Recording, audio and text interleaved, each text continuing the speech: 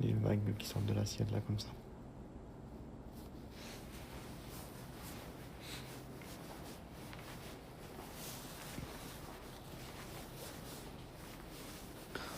Magnifique. Magnifique ce vase.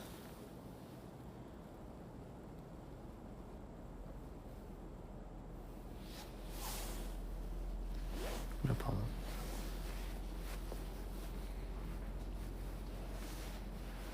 Voilà. C'est sublime. C'est juste sublime. J'essaye de faire un peu vite parce que il faut que j'aille faire l'atelier, il faut que j'aille acheter des trucs. J'ai peur de ne pas avoir le temps de tout faire.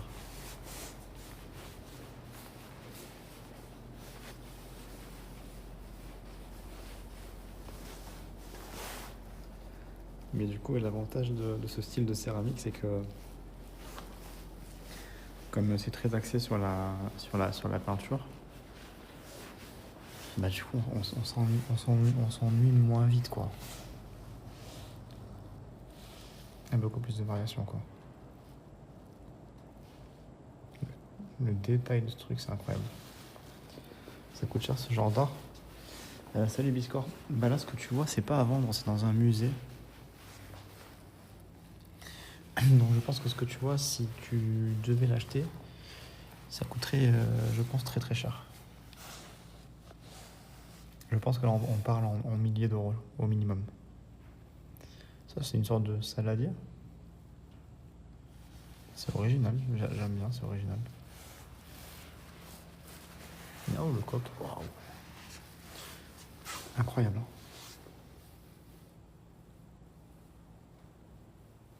Les couleurs sont magnifiques. Mais du coup, vu que c'est Kutani, c'est plutôt, on va dire, le style de peinture. Au niveau des formes et tout, ils sont assez libres de faire un peu ce qu'ils veulent. Ils vont plus tout miser sur les designs, quoi, sur les motifs. Allez, voilà. Cette image avec les Remanta qui donne l'impression qu'elle flotte dans le vol, il est incroyable. C'est ouf. C'est sublime. Vraiment.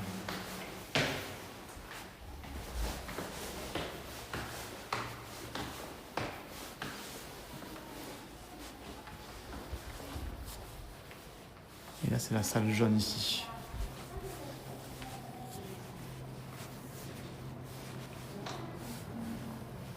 Ah, ils expliquent comment ils font le processus de fabrication. Donc, ils utilisent le Hanasaka. C'est une pierre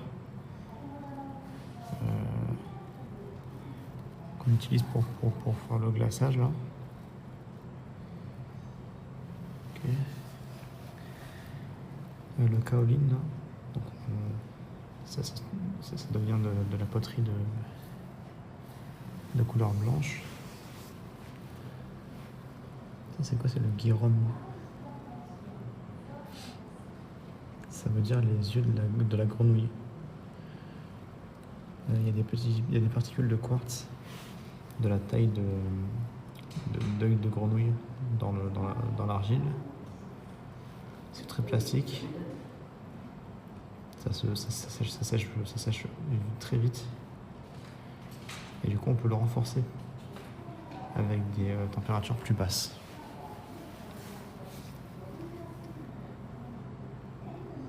Ça, c'est du kibushi, argile kibushi. Je sais pas, il faut être vraiment expert là-dedans, là. C'est des pierres, c'est des pierres. Et ça, c'est l'argile prête à être travaillée, là. Voilà. Et ils font des sortes d'alliages avec les différentes pierres qu'on a vues. Ils font des mix pour arriver à faire de la porcelaine, du coup. Parce que là, c'est de la porcelaine, du coup, ce qu'on fait ici. Ah, ils font des moules. C'est intéressant, ça. Ils peuvent mouler des céramiques. Putain.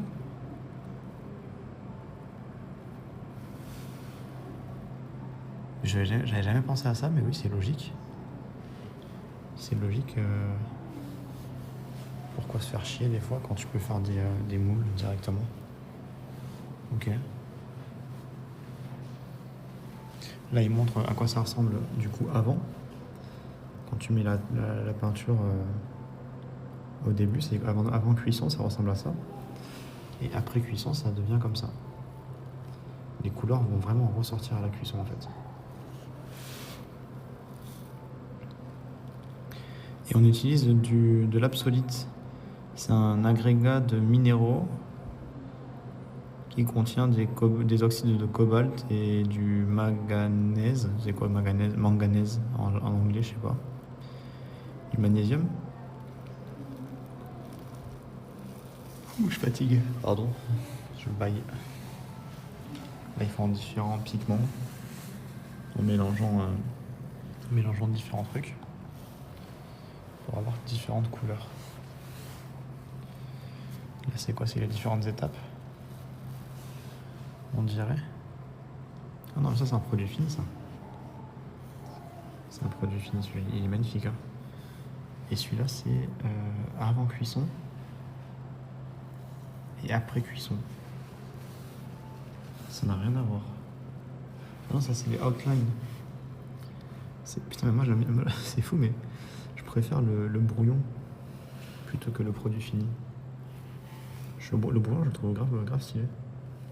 Donc du coup, le processus, si on regarde du début à la fin, manganèse, c'est un métal, d'accord, merci poubelle. Salut Blue. Salut Christophe. Donc là, tu as fait ta céramique.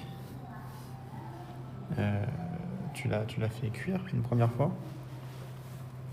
Tu viens mettre tes outlines, tu viens mettre de la peinture. Et tu fais cuire une dernière fois et voilà, tu as ton produit fini. Alors là, il montre un peu les couleurs.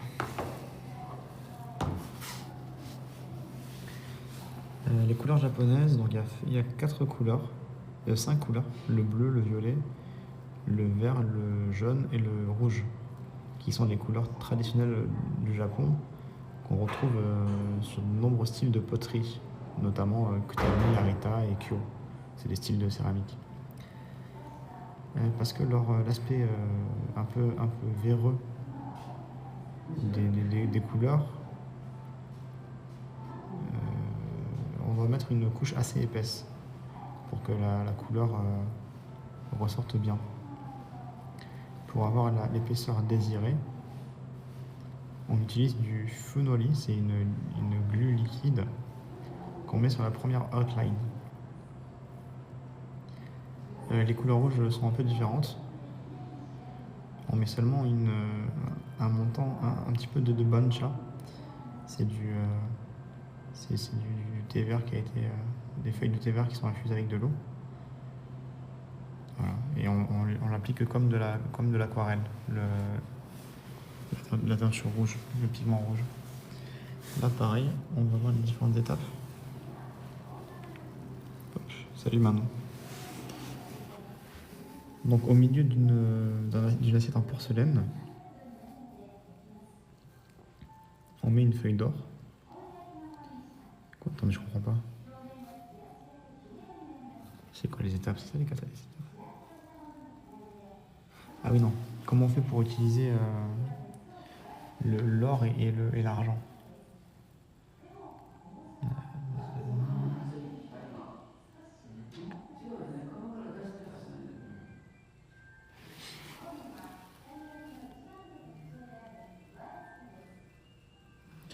Ouais, bon, c'est le tuto pour faire des feuilles d'or et d'argent là. J'ai la flemme de lire, c'est pas très intéressant. En tout cas, là, on a encore un work in progress. Comme ça, comme ça, comme ça. Et le résultat final qui est incroyable. Ça, ils ont vraiment écrit des trucs là-dessus. Ouais, il y a vraiment des textes qui ont été écrits. C'est minuscule. Je sais pas si vous vous rendez compte de à quel point c'est minuscule. Regardez. En fait, moi je vous dis là, À l'œil nu, j'arrive pas à lire. Tellement c'est petit. C'est incroyable. C'est incroyable.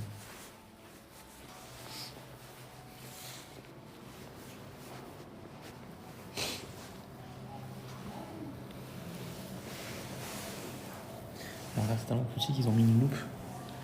Regardez. Vous voyez ce texte-là? C'est une tasse de thé toute petite, hein. Regardez. Hein. La tasse, elle est petite. Je la tiens comme ça, dans ma main. Ils ont inscrit à l'intérieur. Là, on regarde à travers la loupe.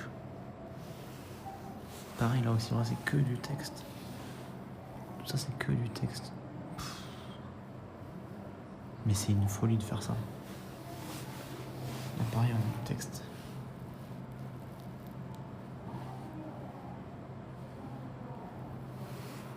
C'est incroyable.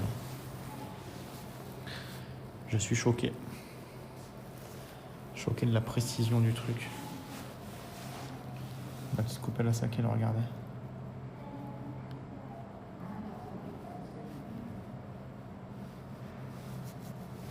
C'est n'importe quoi.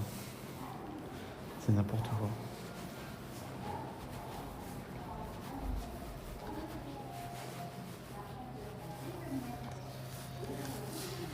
Ça c'est quoi? Ah, c'est différents styles.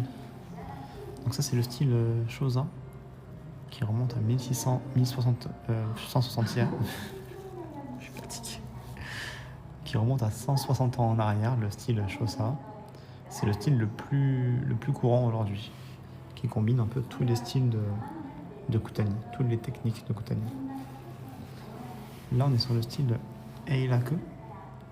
Donc là, c'est 165 ans en arrière. C'est un style très flamboyant avec du rouge et des feuilles d'or. Eiraku. Moi, j'aime beaucoup le Eiraku, pour le coup. Je pense que c'est mon style préféré, celui-là, pour le coup. Là, on a le style Iidaya. Donc Akae, ça remonte à 195 ans en arrière.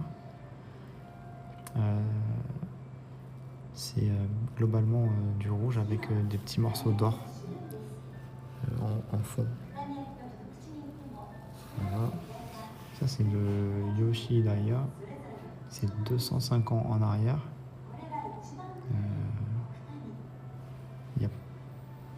Il y a des backgrounds qui ont avec des petits patterns en fond. Là c'est le Mokubei. Mokubei c'est 220 ans en arrière. C'est le premier apparemment.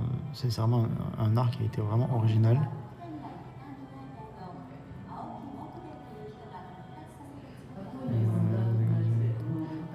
On fait le sol en rouge en général. Et on utilisait des personnages un peu de la mythologie chinoise, du bouddhisme je pense. Avec 5 couleurs, le vert, le jaune, rouge, violet et bleu profond. Et après il y a le Koktani, 370 ans en arrière.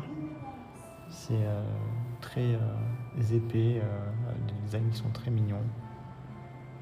Et avec les 5 couleurs qui sont dans les céramiques.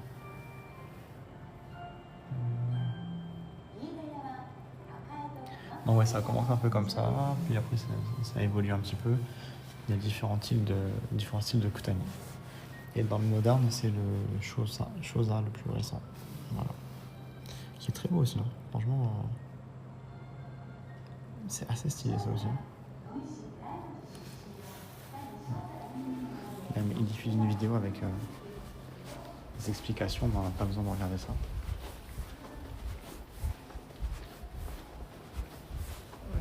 Il n'y a rien, je pense, là-bas. Ouais, je pense qu'il n'y a rien.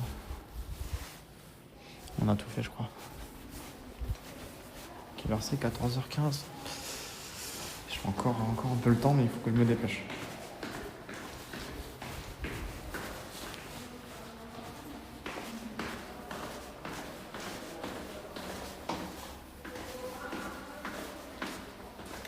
Incroyable.